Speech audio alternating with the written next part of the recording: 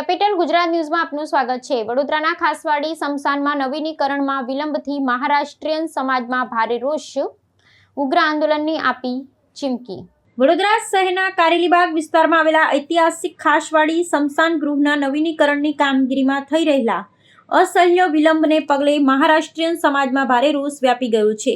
આ વિલંબના વિરોધમાં સમાજના અગ્રણીઓએ ખાસવાડી સ્મશાન ગૃહ ખાતે એકત્ર થઈ સત્તાધીશો સામે ઉગ્ર આંદોલનની ચીમકી ઉચ્ચારી હતી। આગેવાનોએ આક્ષેપ કર્યો હતો કે સામાજિક ઉત્તરદાયિત્વ ભંડોળ અંતર્ગત સ્મશાન ગૃહના આધુનિકીકરણ માટે 15.5 કરોડ રૂપિયા જેવી માતબર રકમ મહાનગરપાલિકામાં જમા થઈ ગઈ હોવા છતાં છેલ્લા 2 વર્ષથી વહીવટીતંત્ર દ્વારા કામગીરી શરૂ કરવામાં આવી નથી।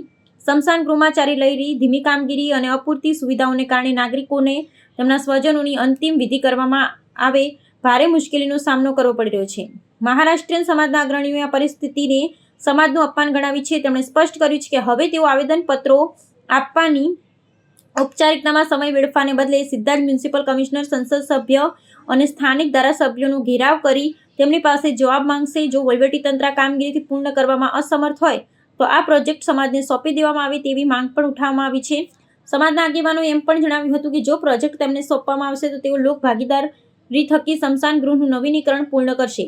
આ બેઠકના અંતે સત્તાધીશો વહીવટીતંત્રને સદ્બુદ્ધિ પ્રાપ્ત થાય તેવા આશયથી સ્મશાન ગૃહના પરિસરમાં જ રામધૂન બોલાવી અનોખી રીતે વિરોધ પ્રદર્શિત કરવામાં આવ્યો હતો। આ સમગ્ર ઘટનાક્રમ દર્શાવે છે કે શહેરીજનોમાં પાયાની સુવિધાઓનો અભાવ અંગે આક્રોશ વધી રહ્યો અને સત્તાવાળાઓએ સત્વરે આ પ્રશ્નને ઉકેલ લાવવાનું અનિવાર્ય બની ગયું છે।